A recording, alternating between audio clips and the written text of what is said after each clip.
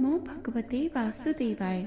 आप सभी को उत्पन्ना एकादशी की हार्दिक शुभकामनाएं। मार्गशीर्ष कृष्ण पक्ष की एकादशी तिथि को उत्पन्ना एकादशी कहते हैं।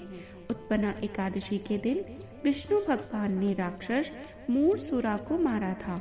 इसी दिन एकादशी माता की उत्पत्ति भी हुई थी, जिस वजह से इस एकादशी का नाम उत्पन्ना एकादशी कहा जाता है। जो श्रद्धालु एकादशी का व्रत शुरू करना चाहते हैं, उन्हें उत्पन्ना एकादशी से ही इसकी शुरुआत करनी चाहिए। इस व्रत से अश्वमेध यज्ञ का पुण्य मिलता है। इस साल 26 नवंबर मंगलवार को उत्पन्ना एकादशी मनाई जा रही है। इस दिन प्रातः जल्दी स्नान करके ब्रह्म मुहूर्त में भगवान कृष्ण का पूजन किया जाता है और इसके बाद विष्णु जी एवं एकादशी माता की आराधना करते हैं। दीपदान और अन्नदान किया जाता है। इस दिन कई लोग निर्जला उपवास भी करते हैं। इस एकादशी की कथा को सुनने और पढ़ने का अत्यधिक महत्व है। वैसे तो सभी एकादशी की कथाओं को पढ़ने का बहुत महत्व है, किंतु यह एकादशी माता एकादशी के उत्पन्न होने के कारण से अत्यधिक महत्वपूर्ण मानी गई है, तो इसीलिए इस कथा को पढ़ने का महत्व भी अधिक माना गया है। व्रत कथा को पाठ करने से सभी मनोकामनाएं पूर्ण होती हैं, इस तरह की मान्यता है। तो आइए श्रवण कर लेते हैं उत्पन्ना एकादशी की व्रत कथा। व्रत कथा श्रवण करने से पूर्व कृपया हमारे चैनल को सब्सक्राइब करें, अधिकाधिक शेयर व लाइक करें और कमेंट बॉक्स में अवश्य लिखें जय श्री एकादशी माता, जय हरि विष्णु। आइए कथा का श्रवण कर लेते हैं। उत्पन्ना एकादशी व्रत कथा। राजा युधिष्ठिर कहने लगे कि हे भगवान, मैंने कार्तिक शुक्ल एकादशी अर्थात प्रबोधिनी एकादशी का सविस्तार वर्णन सुना। अब आप कृपया करके मुझे मार्गशीर्ष माह के कृष्ण पक्ष की एकादशी के विषय में भी बतलाइए। इस एकादशी का क्या नाम है तथा इसके व्रत का क्या विधान है, इसकी विधि क्या है, इसका व्रत करने से किस फल की प्राप्ति होती है, कृपया यह सब विधान पूर्वक कहिए। भगवान श्री कृष्ण बोले, मार्गशीर्ष माह के कृष्ण पक्ष में आने वाली इस एकादशी को उत्पन्ना एकादशी कहा जाता है। यह व्रत शंखोधार तीर्थ में स्नान करके भगवान के दर्शन करने से जो फल प्राप्त होता है, उसके बराबर पुण्य प्रदान करता है। व्रत करने वाले भक्त को चोर, पाखंडी, परस्त्रीगामी, निंदक, मिथ्याभाषी तथा किसी भी प्रकार के पापी से बात नहीं करनी चाहिए। इसका महात्म्य मैं तुमसे कहता हूँ, ध्यान पूर्वक सुनो। उत्पन्ना एकादशी की व्रत कथा।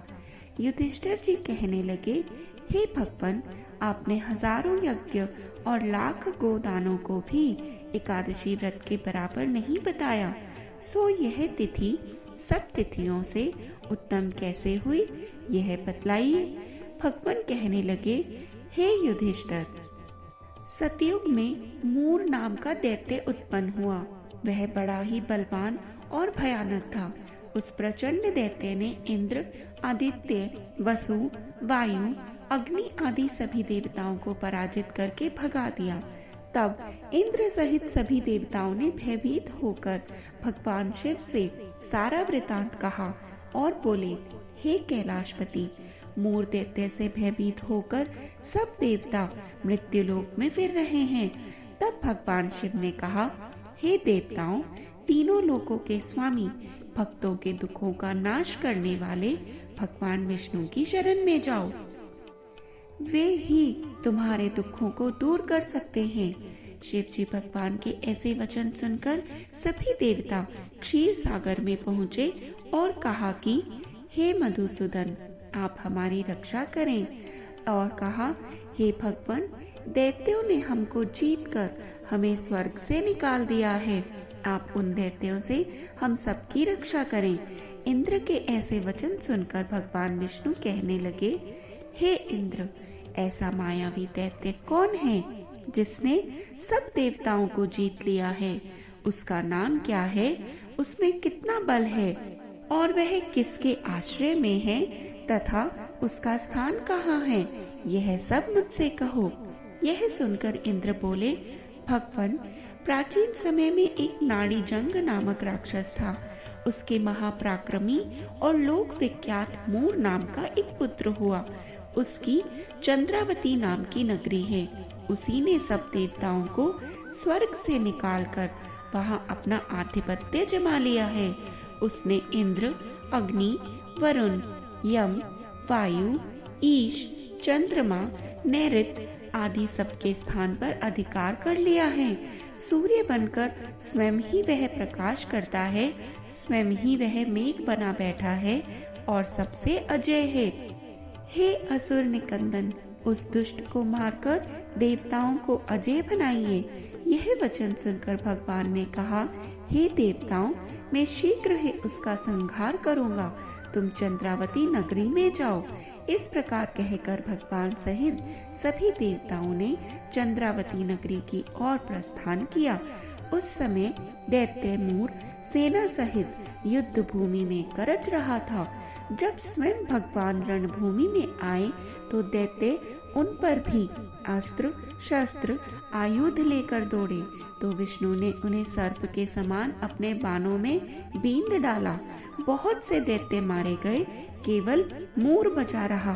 वह अविचल भाव से भगवान के साथ युद्ध करता रहा।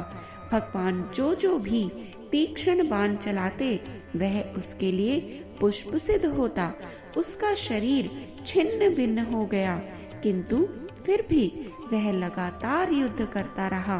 दोनों के बीच मल्ल युद्ध भी हुआ।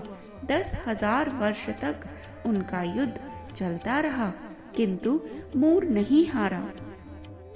ऐसे में थक कर भगवान विष्णु बद्रिकाश्रम चले गए। वहाँ हेमवती नामक सुंदर गुफा थी। उसमें विश्राम करने के लिए भगवान उसके अंदर प्रवेश कर गए। यह गुफा 12 योजन लंबी थी और उसका एक ही द्वार था। विष्णु भगवान वहाँ योग निद्रा की गोद में सो गए। मूर भी पीछे पीछे आ गया और भगवान को सोया देखकर मारने को उद्यत हुआ। तभी भगवान के शरीर से उज्जवल कांति में रूप वाली देवी प्रकट हुई। देवी ने राक्षस मूर को ललकारा, युद्ध किया और उसे तत्काल मौत के घाट उतार दिया। श्री हरि जब योग निद्रा की गोद से उठे तो सब बातों को जानकर उस देवी से कहा कि आपका जन्म एकादशी के दिन हुआ है, अतः आप उत्पन्ना एकादशी के नाम से पूजित होंगी। आपके भक्त वही होंगे जो मेरे भक्त हैं, और जो भी पूर्ण श्रद्धा के साथ आपके व्रत का पालन करेगा उसे मोक्ष की प्राप्ति होगी व मेरी कृपा प्राप्त होगी। जय हरि विष्णु। हर हर महादेव।